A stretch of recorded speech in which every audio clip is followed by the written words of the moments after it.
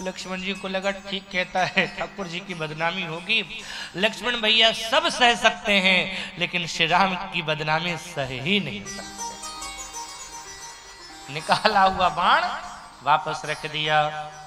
सुन के वट के बैन प्रेम लपेटे अटपटे, बिहसे करुणा है चितई जानकी लखन तन। केवट के प्रेम से भरे हुए अटपटे शब्दों को सुना भगवान ने। अच्छा, केवट कोई सीधी भाषा नहीं बोल रहा था, तुम्हारे मर्म को जानता हूं, नहीं पार ले जाऊंगा, तेरी सौगंध, तेरे बाप की सौगंध उतराई नहीं, क्या है इसे? अच्छी भाषा तो नहीं है लेकिन प्रेम से भरा हुआ था। जलेबी सीधी नहीं होती ना, लेकिन रस से भरी। अच्छा है, उसी तरह से केवट के शब्द सीधे नहीं थे, टेढ़े थे, लेकिन प्रेम से भरा हुआ था। और इस शब्दों को सुनकर के तुलसीदास जी महाराज कहते हैं बिहसे करुणाएं, करुणा के अयन है, राजकुमार है, ब्रह्म है। इस तरह से अगर कोई बात करता, राजकुमार है, अयोध्या नरेश महाराज दशरथ के पुत्र हैं, और कोई इस तरह से केवट कहेगा तो क्या करता दूसरा होता? आज मेरे इतने बुरे दिन आ गए कि तू बोल राजा बनने दे, सबसे पहले तुझे फांसी पे चढ़ाऊं।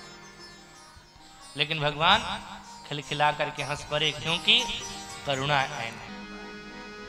तेरे जादूगर पांव मोहे डर लागे राम, तोरे गुड़वा के धुरिया से डर लागे राम, तोरे गुड़वा के धुरिया से डर लागे राम, तोरे गुड़वा के धुरिया से डर लागे राम, तोरे गुड़वा के धुरिया से डर लागे राम। ओ मेरी छोटी सी नाव तेरे जादू भरे पाँव, मेरी छोटी सी नाव तेरे जादू भरे पाँव, मोहे डर लागे राम, तोरे गुड़वा के धुरिया से डर लागे राम, तोरे गुड़वा के धुरिया से डर लागे राम, तोरे गुड़वा के धुरिया से डर लागे राम, तोरे गुड़वा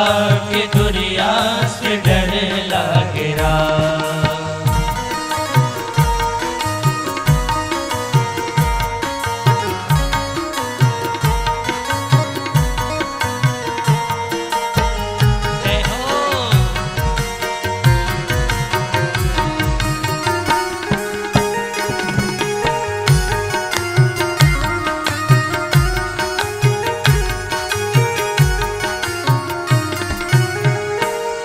जब पत्थर से बन गई नारी, जब पत्थर से बन गई नारी, तो ये काठ की नौका हमारी, ये काठ की नौका हमारी। हाँ, जब पत्थर से बन गई नारी, जब पत्थर से बन गई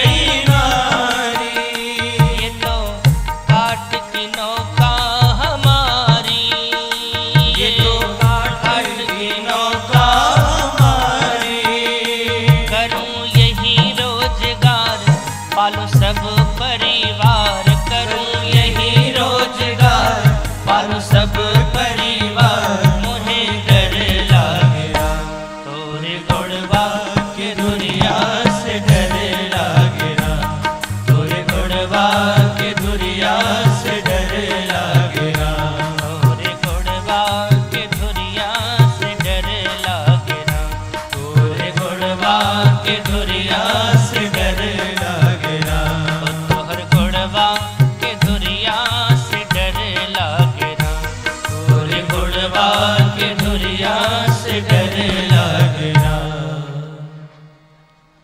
सुन के वट के बैन प्रेम लपेटे अटपटे, बिहसे करुणाएं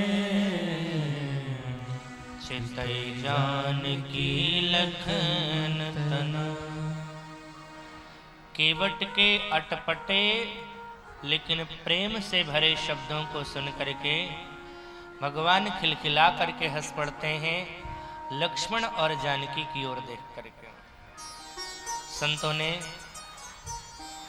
ठाकुर जी के द्वारा जो लक्ष्मण और श्री किशोरी जी की ओर देखना है, इसके कई अर्थ कहे,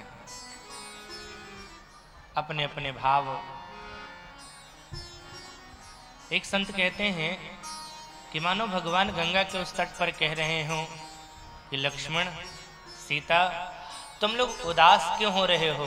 अरे इस वातावरण का जिस प्रकार से मैं आनंद ले रहा हूं हंस करके, ऐसे तुम भी आनंद लो, गुस्सा मत करो, क्रोध मत करो।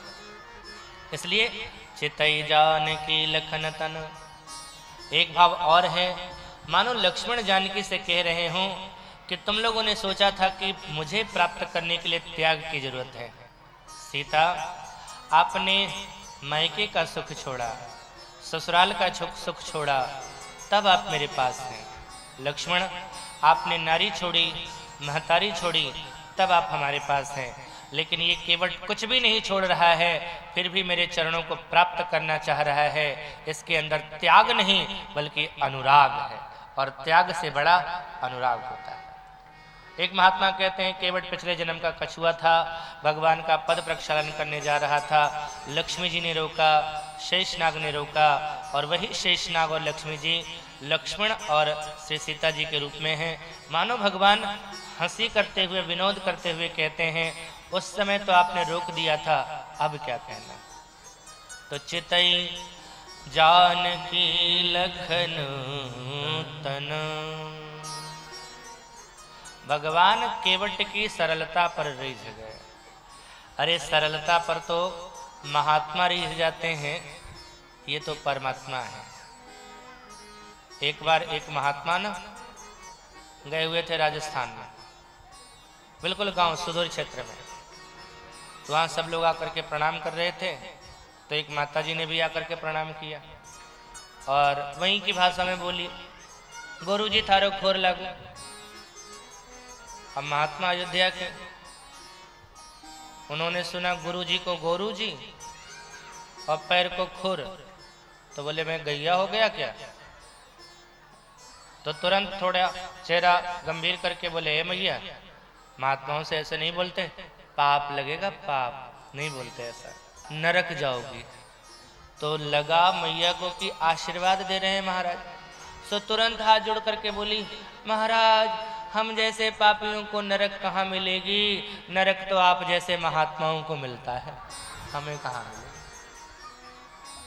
अरे ठीक है। तो कभी कभी भाषा नहीं भाव देखा जाता है। एक संत ऐसे ही थे, गए थे गांव में, तो एक मैया कथा कर रहे थे, रोज कथा करते थे। तो एक मैया को लगा कि इतना बाबा मेहनत करते हैं, तो एक दिन बादाम खरीद के ले गई कि कुछ खिलाना चाहिए ताकि अच्छा लगे। महाराज, और महाराज बादाम खाते नहीं थे। महाराज से कहा बादाम खा लो, बोले नहीं खाऊंगा। बोले खा लो, नहीं खाऊंगा।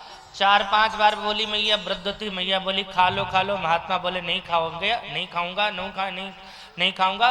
सो मैया ने गुस्से में आकर के कहा, ओए 4 घंटे कुत्ते के जैसा भौं भौं करता रहता है, खा ले, कुछ ताकत आएगी। अब महात्मा जी बोले कि इनकी भाषा देखूं या भाव देखूं? भाषा तो अच्छी नहीं है, लेकिन भाव कितना प्यारा है। इन्हें लगता है हम इतने मेहनत करते हैं, कुछ बादाम खा करके ताकत होनी चाहिए। तो भाषा नहीं बल्कि भाव। और यही बात भगवान ने, भाषा नहीं देखा, भाव देखा।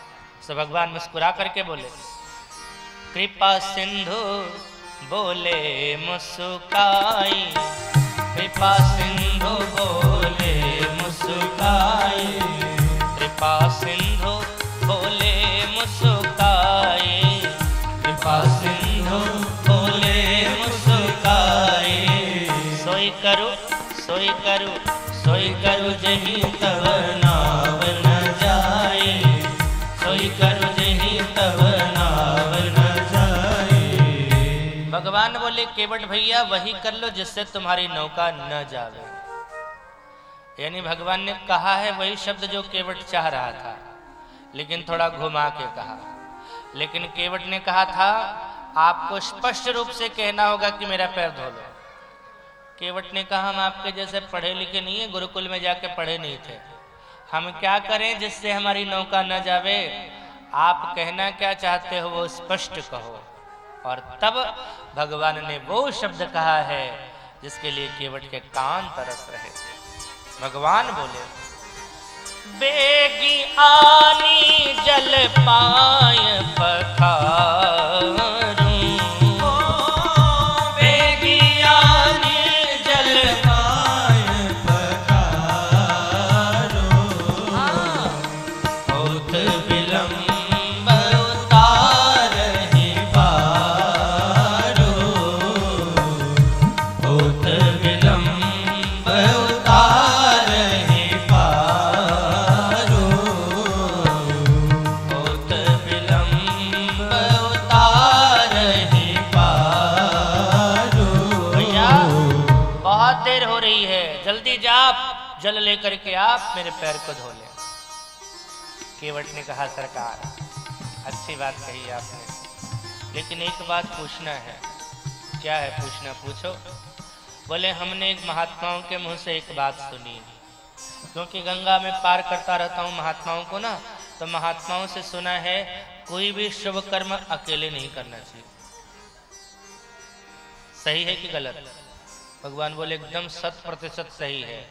तो सरकार, आपके चरण प्रक्षालन से बढ़कर के और क्या शुभ कर्म होगा? अगर आपकी अनुमति हो आप यहीं रुकिए, हम अपनी पत्नी को लेकर के आते हैं। लक्ष्मण जी बोले, एकदम हमको पता था यही करेगा। पहले नहीं पैर धोने के लिए कह रहे थे तो कह रहा था पैर धुलवा लो, अब पैर धुलवाने के लिए हाँ कहा है तो कह रहा है पत्नी को बुलाएगा। अब पत्नी के लिए हाँ कहोगे तो कहेगा बच्चों को भी बुला के ले आते हैं। तब तक यहीं रहेंगे क्या? भगवान ने कहा, लक्ष्मण इसकी इच्छा है, जाने दे। केवट जा, पत्नी को बुला लिया। केवट भागा भागा अपने घर पहुंचा। भाग्यवान चल, कहां? गंगा के तट पर। क्यों? प्रभु का पद प्रक्षालन करना है। अब केवट की पत्नी ढूंढने लगी घर में बर्तन। मेरे पति आए हैं घर तक और कह रहे हैं पद प्रक्षालन करना है, तो व्यवस्था करके तो जाऊंगी, लेकिन कोई ढंग का बर्तन नहीं मिला। टूटे फूटे बर्तन, वो भी अशुद्ध। आंखों में आंसू आ गए। काश आज हम अमीर होते, हमारे पास भी सोने चांदी के बर्तन होते, हम उन बर्तनों में पद प्रक्षालन करते प्रभु का। केवट ने कहा, रो क्यों रही है? बर्तन नहीं। अरे भाग्यवान चिंता मत कर, बर्तन की व्यवस्था मैंने कर दी। कहाँ? बोले, गंगा में ही। कैसे? बोले, तू तो जानती है हमारी नौका फूटी है, उस नौका में पानी भरता है, पानी को बाहर निकालने के लिए एक लकड़ी का कट होता है, उसी में हम पद प्रक्षालन करेंगे। और सुन, सोने चांदी का बर्तन रहेगा, पानी को चूसेगा नहीं, लकड़ी का कठौता है, पानी को सूखेगा। और मैं उस कठौते को ना अपनी नौका में नहीं रखूंगा, तुझे दे दूंगा। तू जो रसोई बनाती है ना, आटा उसे में गूंदा करना। जब आटा गूंदेगी तो उस चरण रज को जो कठौते ने अपने अंदर सूख रखा होगा, उससे स्पर्श करेगा आटा, तो इसी बहाने रोज हमें भगवान के चरणामृत मिल जाया करेगी। चल, बस फिर क्या था? केवट राम रजाय सुपावा, पानी कठौता भरी ले आवा। अच्छा, कठौती लाया नहीं है, कठौता लाया है। सोच रहा था ती रहेगी तो नारी बनेगी और ता रहेगा तो नर बनेगा। अच्छा, उसका पेंदा ना यूं गोल था। भगवान के चरण को उठा करके उसने उसमें रखा, प्रभु के पग का स्पर्श किया। प्रेमी तो था ही, समाधि लग गई। अब आंख बंद, ठाकुर के चरणों पर हाथ रखे हैं तो बस रखे ही, न हिले न डुले। केवट तो नहीं हिल डुल रहा है, लेकिन 10 मिनट में भगवान हिलने लगे। भाई एक पैर पर खड़े थे ना, तो कितनी देर खड़े रहेंगे? सो हिलने लगे। भगवान ने कहा, केवट, ओ केवट, केवट भैया। केवट ने आंखें खोली। क्या हुआ सरकार? भगवान बोले, क्या कर रहा है? केवट ने कहा, धो रहा हूं। भगवान बोले, धो रहा है कि सो रहा है? बोले, नहीं सरकार, मैं तो धो रहा हूं। जल्दी कर। क्यों? मैं जल्दी का काम नहीं करता सरकार। जल्दीबाजी में आपके पद प्रक्षालन कर लिया और किसी उंगली के बीच में धूल का कण रह गया और नौका पर न यहाँ पर नहीं जाकर के नौका पर गिरे वो धूल का कण और नौका नारी बन जाएगी तो हमको आराम से करने दो। आपको कोई तकलीफ है? भगवान बोले तकलीफ ही तकलीफ है। क्या हुआ? बोले पिछले 10 मिनट से एक पैर पर खड़े हैं, हिल रहे हैं, गिर जाएंगे। केवट ने भगवान को उलाहना दिया, सरकार आज आपने बड़ी विचित्र बात कही है। हमने तो सोचा था, आज तक सुना था जीवात्मा गिरती है, आज पता चला परमात्मा भी गिरता। अच्छा सरकार एक बात बताइए, जब जीवात्मा गिरने लगती है तो लोग कहते हैं कि परमात्मा को पकड़ लेने से जीवात्मा गिरने से बच जाती है, सही है? भगवान बोले सही है। तो ये काम परमात्मा के साथ नहीं हो सकता। क्या मतलब? बोले जीवात्मा गिरने लगे तो परमात्मा को पकड़े तो गिरने से बच जाती है। अगर परमात्मा हिल रहा है, परमात्मा को गिरने से खतरा है, तो ये जीव आपके सामने है सरकार, इसके सिर को पकड़ लो, आप गिरने से बच जाओगे। कितना चतुर है बताओ तो। अपने सिर पर राम जी का हाथ रखवा रहा और ऐसे रखवा रहा है जैसे जरूरत इन्हीं की है, अपनी कुछ नहीं। लक्ष्मण जी बोले सरकार, बोले हाँ रख दीजिए। भगवान बोले इसकी वकालत आप कब से करने लगे? आप तो इनके विरोधी थे, आप इनकी वकालत क्यों कर रहे हैं? बोले सरकार अपना लाभ है, रख दीजिए। जब से हम आए हैं तब से हमें परेशान कर रहा है, जब आप इसके सिर पर हाथ रखेंगे इसकी बुद्धि सुधर जाएगी, हम लोगों को परेशान करना बंद कर देगा। भगवान मुस्कुरा करके सिर पर हाथ रखते हैं और जैसे सिर पर हाथ रखा, आकाश मार्ग में देवता खड़े थे, सभी ने दोनों हाथों में पुष्प लिया और वहां न्योछावर करके वहीं से बोलने लगे, बरसी सुमन सुर सकल सिहाही, बरसी सुमन सुर सकल सिहाही, एहि सम पुण्य पुंज को नाही, एहि सम पुण्य पुंज को वाला नहीं। अब पद पखारी, पद प्रक्षालन करने के बाद क्या करता? जलपान करी। भगवंत का चरणोदक, संत का चरणोदक, सदगुरु का चरणोदक उतारने के बाद पान करना चाहिए, जिससे हड्डियों के अंदर में जो बसा हुआ पाप है वो भी भस्मीभूत हो जाता है। आज भी श्री अयोध्या जी में परंपरा है, लोग भंडारा करने जाते हैं ना, आप सब जानते हो, अगर सत्संग करने वाले हो,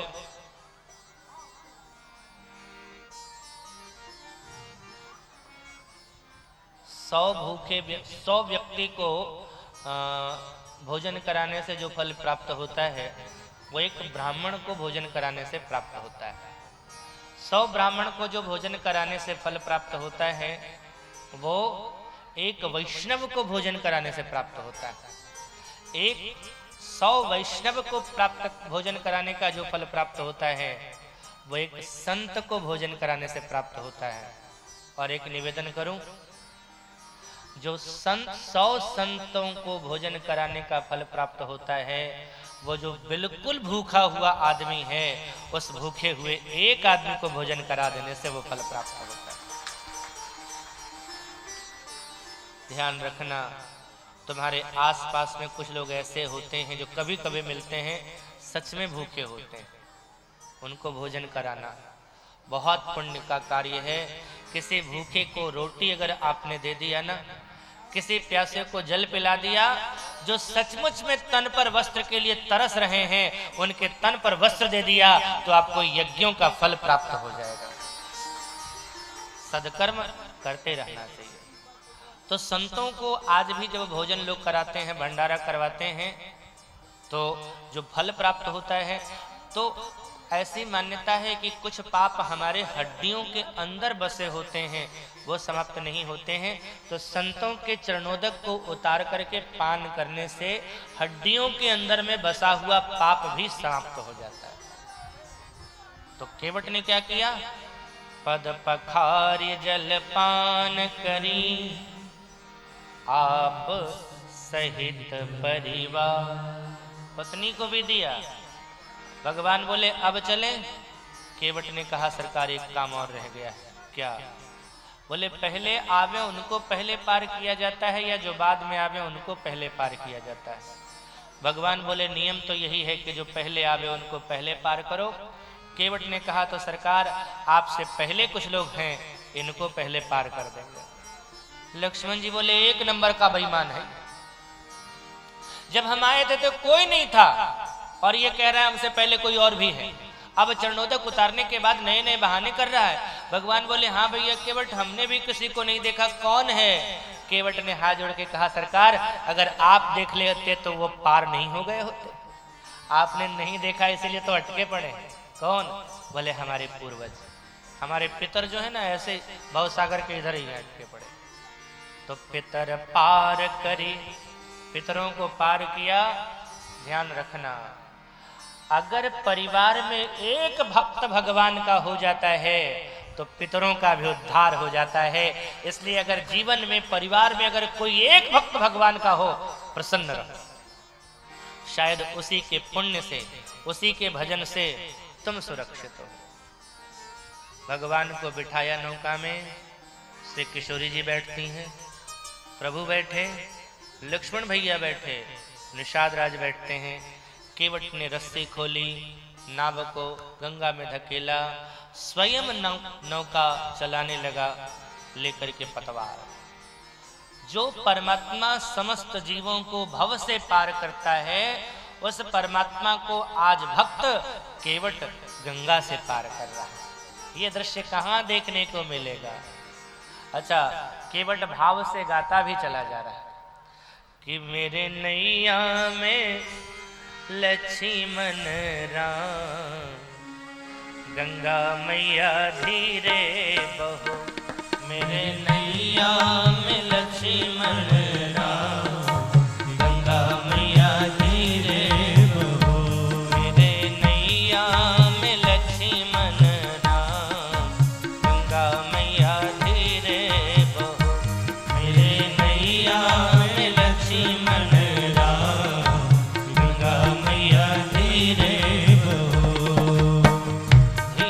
बहो मैया धीरे बहो, धीरे बहो मैया धीरे बहो। मेरे नैया में लक्ष्मण राम, गंगा मैया धीरे बहो। मेरे नैया में लक्ष्मण राम, गंगा मैया धीरे बहो। केवट की नैया भगीरथ की गंगा, केवट की नैया भगीरथ की गंगा। केवट की नैया भगीरथ की गंगा, केवट की नैया भगीरथ की गंगा। दशरथ के लक्ष्मण राम, गंगा मैया धीरे बहो। मेरे दशरथ के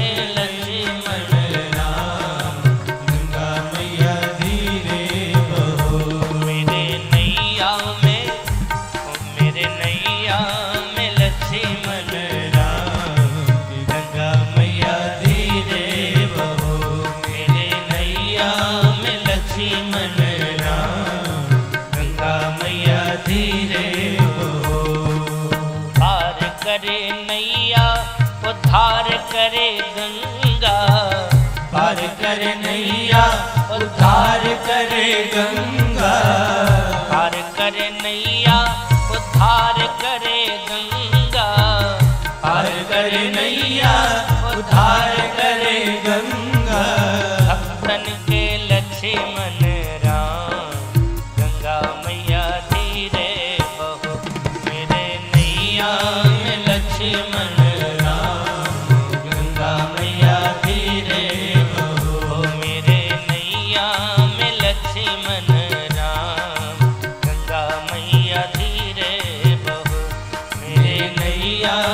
लक्ष्मण राम, गंगा मैया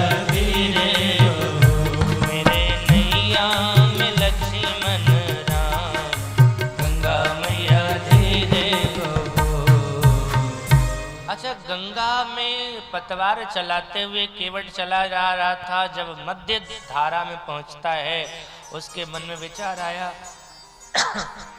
कि मैंने अगर इन्हें उस पार कर दिया, ये तो उतरेंगे और चलते बनेंगे। अरे जब जनकपुर वाले ने इनको नहीं रोक पाए, अयोध्या वाले नहीं रोक पाए, तो हम क्या रोक पाएंगे। लेकिन अभी तो ये मेरे हाथ में है ना, कूद के थोड़े ना भागेंगे। सो गंगा के मध्य धार में पहुंचने के बाद केवट ना सिर्फ पतवार चलाने का अभिनय कर रहा है, चला नहीं रहा है। लक्ष्मण जी ने कहा, सरकार पूछिए अब क्या हुआ इसको।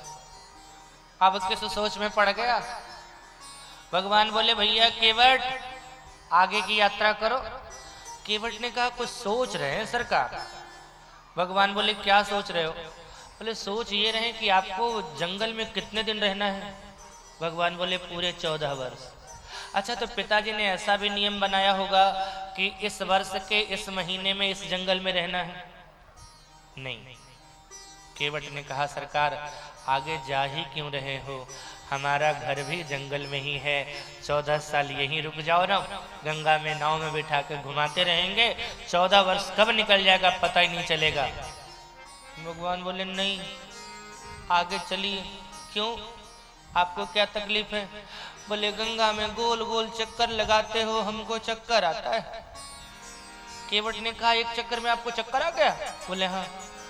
केवट बोला, तो आपसे अच्छे मर्द तो हम ही हैं। कैसे। बोले, आपने हमें 84 लाख योनियों में कितने चक्कर लगवाए, हमने तो कभी नहीं कहा कि हमको चक्कर आ रहा, और हमने आपको एक चक्कर दिया तो आपको चक्कर आ गया। भगवान बोले, तुझसे कोई जीत नहीं सकता, चल उस पार कर। मुदित गयो लई पार, उतरे चारों जन। अब केवट उतरे दंडवत कीन्हा, केवट उतरे दंडवत कीन्हा, केवट उतरे दंडवत कीन्हा, केवट उतरे दंडवत कीन्हा। प्रभु ही सकुचे नहीं कछु दीन्हा, प्रभु ही सकुचे नहीं कछु दीन्हा, प्रभु ही सकुचे नहीं कछु दीन्हा, प्रभु ही सकुचे नहीं कछु दीन्हा। केवट ने भगवान को प्रणाम किया, और जैसे ही प्रभु को प्रणाम किया, केवट ने भगवान के हृदय में संकोच आ गया कि मैंने इसे कुछ नहीं दिया। ये है हमारे ठाकुर का स्वभाव, मांगना नहीं पड़ता है। आप प्रणाम करो, उसको संकोच आएगा कि मैंने इसको क्या दिया है और क्या नहीं दिया। जबकि केवट को भगवान ने क्या नहीं दिया है। अमलात्मा, बिमलात्मा, महात्मा जन्म जन्मांतर तक तपश्चर्या करते रहते हैं, अपने पूरे जीवन को समर्पित कर देते हैं, फिर भी भगवान वो नहीं देते हैं जो केवट को दिया। चरण धोने को दिया, सिर पर हाथ भी रखा, फिर भी भगवान कहते हैं यही नहीं कछु देना। अच्छा, भगवान के हृदय में ये बात आई, और सीता जी को भगवान ने कहा नहीं। सीता जी जान गई कि राम जी के हृदय में क्या बात चल रही है। पत्नी तो यही है ना, इसी को कहते हैं पत्नी। पति कहे नहीं, पत्नी पहले कर देवे। बिना कहे मन के भाव को जान जावे। और मन के भाव को कब जानोगे, ध्यान रखना, सिर्फ ये बात पत्नी पर लागू नहीं होती, पति पर भी लागू है। पति अपने पत्नी के मन के भाव को कब समझेगा, या पत्नी अपने पति के भाव को कब समझेगी? जब मन को खाली कर दोगे ना, तब एक दूसरे का भाव समझने लगोगे। मन में तो मुझे 9 लाख मंगा दे रे,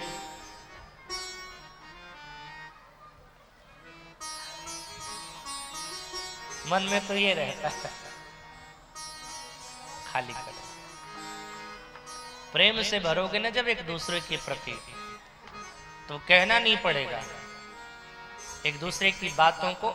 आजकल दाम्पत्य जीवन दुखी होता चला जा रहा है क्योंकि एक दूसरे का रुख और भाव नहीं समझ पाते हैं, क्योंकि प्रेम नहीं है आपसे, छल कपट, एक दूसरे के प्रति संदेह भरा हुआ है। आजकल के पति हो या पत्नी हो, हर बात पर सफाई देते फिरते हैं। हमने ये नहीं कि अरे सफाई देने की नौबत क्यों आ रही है, अपने आप को ऐसा पवित्र और निष्फल निष्कपट रखो कि कुछ सफाई देने की जरूरत ही न पड़े। पत्नी के हृदय में बात आई और पत्नी ने क्या किया, अगर दूसरी पत्नी होती ना सीता जी की जगह, कहती हम कहते थे कुछ ले करके चलो, रास्ता में काम आएगा, 14 साल के लिए ले करके जा रहे हैं, कुछ तो ले करके चलो।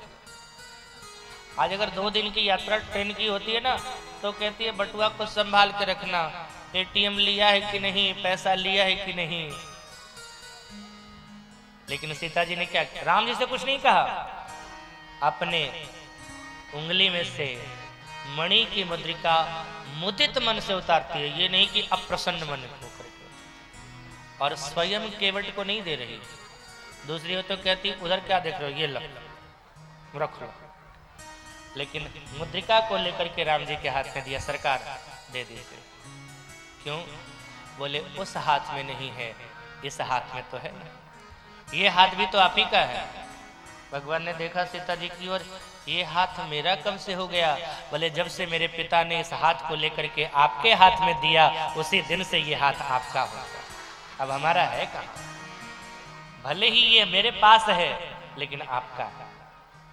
भगवान ने केवट के तरफ अपना हाथ बढ़ाया देने के लिए, केवट व्याकुल होकर के भगवान के चरणों को पकड़ लेता है। केवट को लगा कि मेरा प्रणाम करना अच्छा नहीं हुआ, मेरे प्रणाम का परिणाम अच्छा नहीं हुआ, मेरे प्रणाम ने वो अनर्थ कर दिया, वो गलत काम कर दिया जो कैकेयी भी न कर सके।